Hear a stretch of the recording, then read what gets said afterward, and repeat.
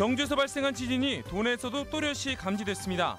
피해는 크지 않았지만 잇따르는 지진에 도민들도 불안감을 호소하고 있습니다.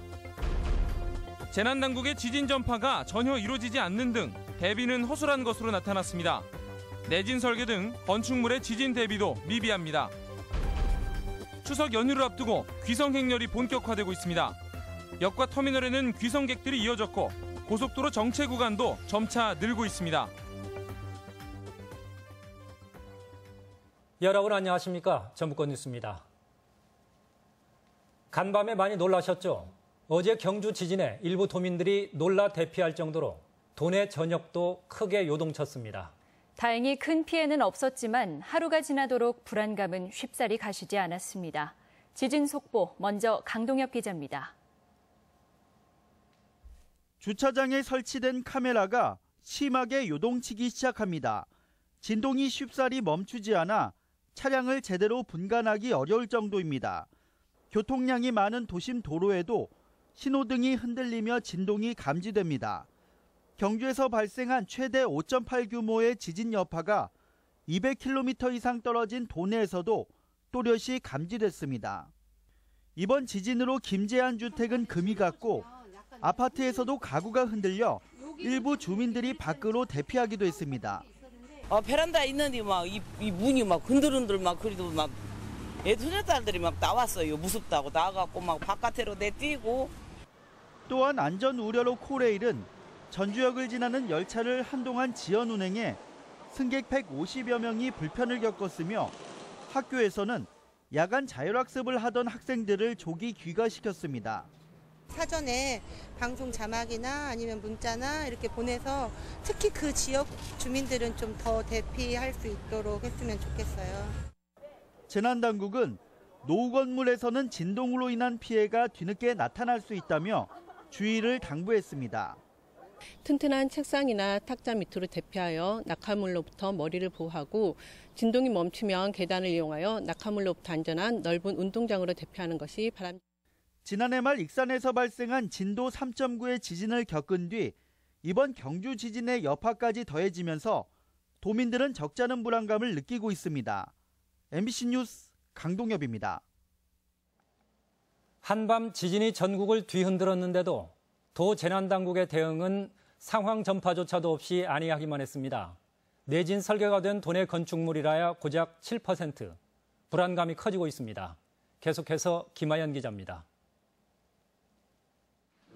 도내 대부분 지역에서 지진이 감지된 어젯밤, 도 재난당국은 상황실을 꾸리고 비상 2단계 대응에 나섰습니다.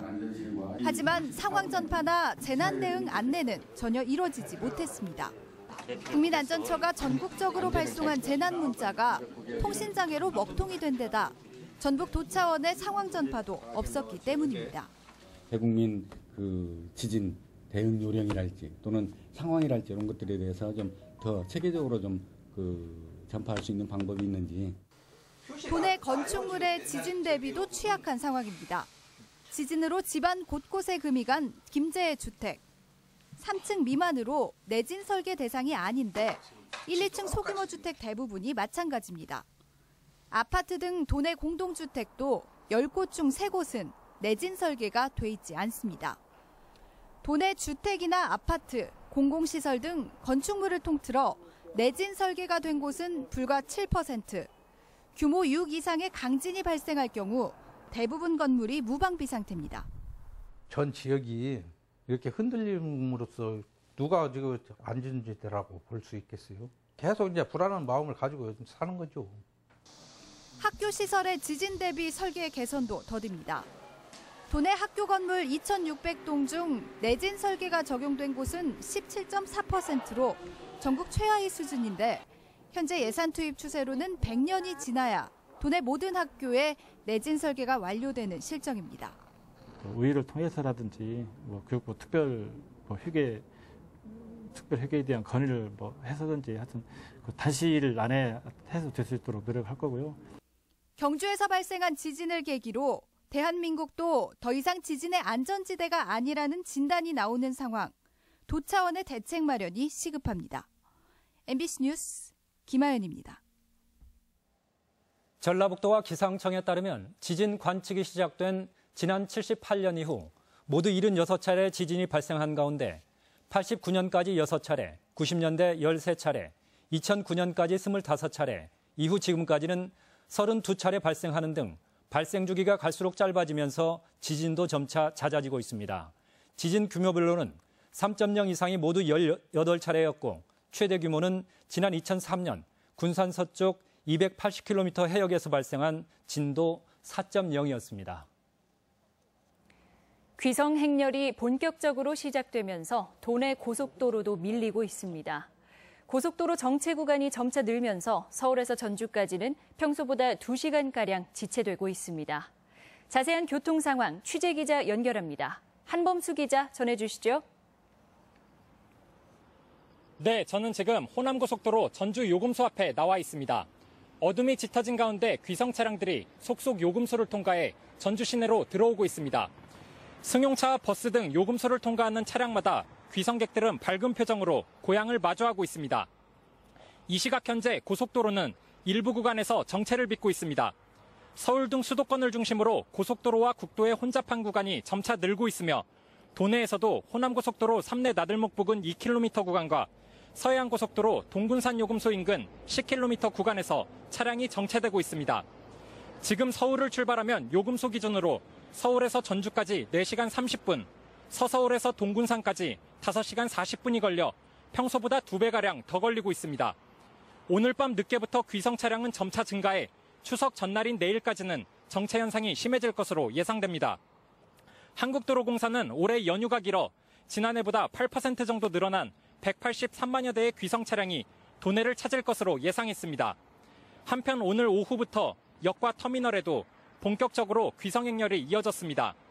고속터미널에는 서울이나 부산 등에서 온 버스가 도착할 때마다 양손 가득 짐을 든 귀성객들이 쏟아냈고 고향을 찾는 발걸음이 이어졌습니다. 익산역과 전주역 등 도내 주유역도 오랜만에 가족들을 만날 생각에 들뜬 귀성객들로 북적이며 푸근한 명절이 하루 앞으로 다가왔음을 실감케 했습니다. 지금까지 전주 요금소에서 MBC 뉴스 한범수입니다. 경제가 어렵고 추석 물가가 올랐다고 해도 대목은 대목입니다. 제수용품 준비로 모처럼 전통시장이 북적였고 상인들도 오랜만에 흥정이 즐거웠습니다. 이경희 기자가 보도합니다. 지글지글 전 익는 냄새가 명절이 다가왔음을 알리는 전통시장.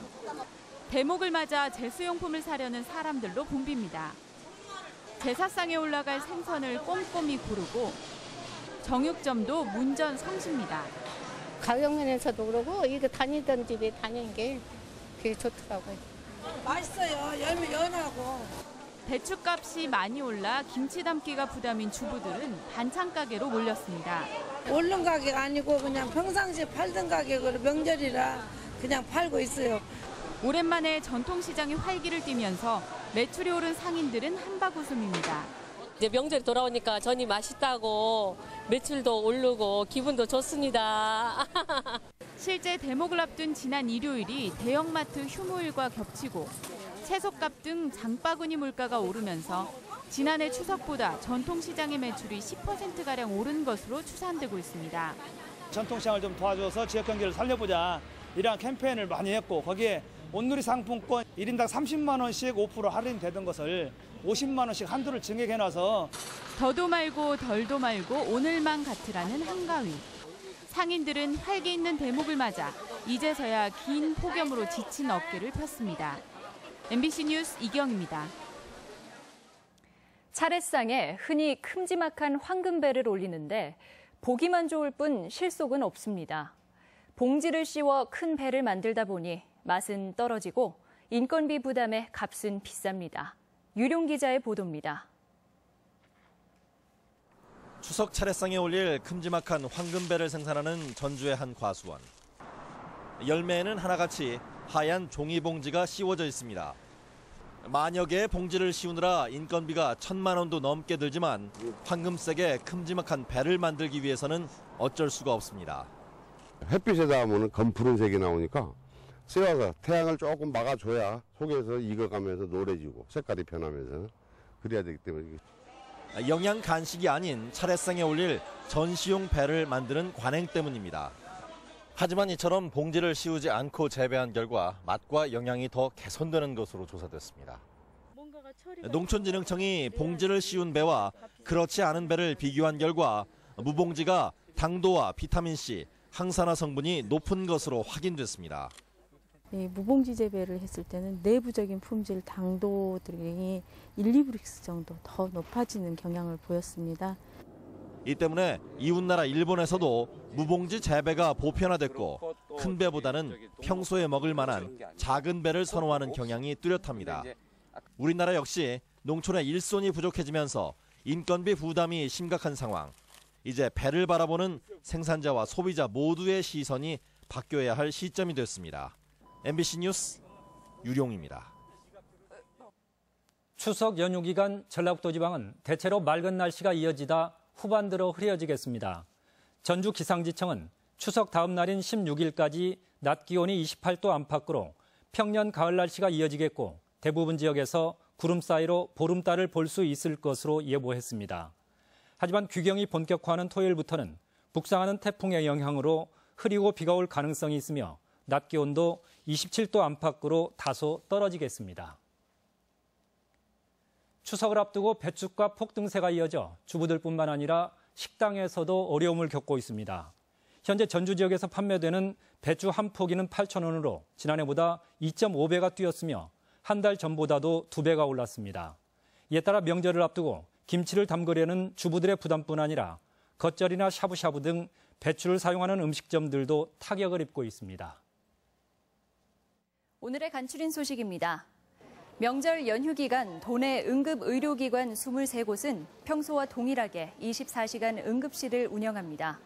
응급환자 상담과 진료 안내는 119를 통해 가능하고 보건복지부 콜센터 129번을 통해 병의원과 약국을 안내받을 수 있습니다. 추석 연휴 기간 역사박물관과 한옥마을 일대에선 제기차기, 투호 등 민속놀이와 체험 행사가 펼쳐집니다. 한옥마을 전통 공연인 아나예따 베갈라라 등 공연은 할인 행사가 진행됩니다. 전북대학교는 오늘 밤 8시부터 19일 아침 6시까지 학교 주차장을 개방해 귀성객들의 주차 편의를 돕기로 했습니다. 군산대와 전주대도 주차장을 전부 또는 일부를 무료로 개방합니다. 전주시는 추석 연휴 기간 관광객의 편의를 돕기 위해 한옥마을과 오목대, 경기전, 전주역, 고속버스 터미널 등 5곳의 관광 안내소를 오전 9시부터 오후 6시까지 운영합니다. 간추린 뉴스였습니다. 전북 녹색연합은 귀중한 습지인 백석재를 보존하기 위한 정부와 전북대학교 병원 측의 군산분원 부지 변경 결정을 환영한다며 군산시 등은 그간 밝혀진 백석재의 생태 문화적 가치를 재조명하는 작업에 나설 것을 촉구했습니다. 지금까지 전북권 뉴스였습니다.